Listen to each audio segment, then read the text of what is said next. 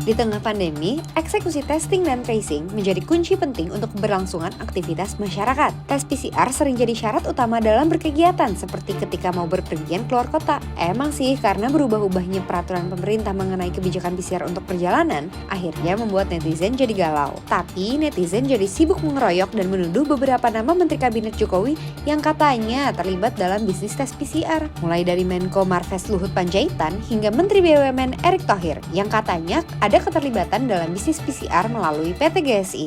Jadi PT GSI ini penguasa PCR tes. Usut punya usut, total tes yang dilakukan PT GSI selama pandemi hanya berjumlah 700.000 tes, yang ternyata hanya 2,5% dari seluruh total tes yang dilakukan di Indonesia. Jumlahnya sama kayak angka zakat ya.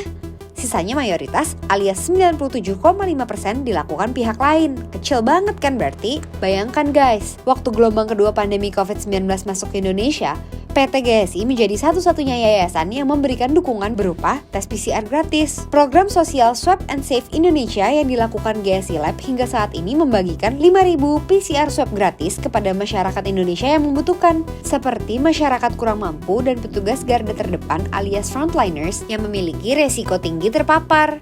Di saat bersamaan, Bumame Farmasi malah melakukan ekspansi dengan pembukaan 41 cabang baru di seluruh Indonesia. Belum lagi, Smart Co Lab juga ikut membuka sebanyak 21 cabang baru. Kalau emang mau nyari untung, kenapa nggak ekspansi sebanyak yang lain? Nggak hanya itu, para shareholders GSI Lab juga memberikan mayoritas dari keuntungannya untuk mengembangkan kekuatan sektor kesehatan Indonesia, terutama dalam bidang layanan pengujian berbasis PCR kepada masyarakat umum dan pemahaman ilmiah tentang tantangan genetik yang dihadapi masyarakat Indonesia. Jadi sebenarnya siapa sih PT GSI?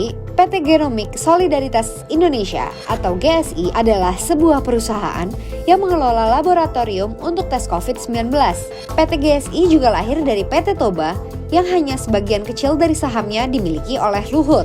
PT Toba Bumi Energi yang berpartisipasi dalam memberikan wujud bantuan yang diinisiasi oleh rekan-rekannya dari grup Indika, Adaro, Northstar, dan lain-lain untuk membantu penyediaan fasilitas tes COVID-19 dengan kapasitas yang besar. Ada juga salah satu yayasan kemanusiaan milik PT Adaro yang diberi nama PT Yayasan Adaro Bangun Negeri, yang hanya 6% dari sahamnya dimiliki oleh Boy Thohir, kakak kandung dari Menteri BUMN Erick Thohir. Perlu diingat, Boy dan Erick Thohir memang saudara, tapi tidak ada keterlibatan Erick Thohir dalam bidang usaha milik kakaknya, apalagi setelah menjabat jadi Menteri BUMN. Nggak hanya itu, Erick Thohir juga tidak aktif di Yayasan Kemanusiaan Adaro. Semakin jauh kan kaitan Menteri BUMN dengan tuduhan yang lagi ramai itu. Jadi, sebenarnya siapa sih mafia di balik bisnis PCR? Kenapa isunya ramai ketika pemerintah mulai menurunkan harga PCR? Apakah karena tes dan tracing kita makin ekonomis? Lebih menarik lagi nih guys, ternyata Indonesia termasuk 10% negara dengan tarif swab yang paling terjangkau. Yuk kita buka-bukaan tarif PCR di negara tetangga.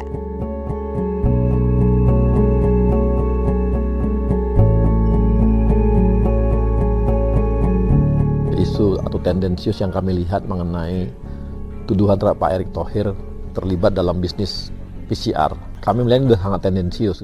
Kenapa Pak Erick lagi guys? Tendensius sekali. Jadi menyimpulkan, kong kali kong di tes PCR apalagi sampai menuduh Erick Thohir bermain PCR sangat berlebihan. Faktanya terlalu jauh mengaitkan Erick Thohir dengan bisnis PCR yang dimiliki PT GSI. Udahlah, nggak usah main tuduh lagi, apa nggak capek? Apakah ini sebuah pengalihan isu buat mafia-mafia yang sebenarnya?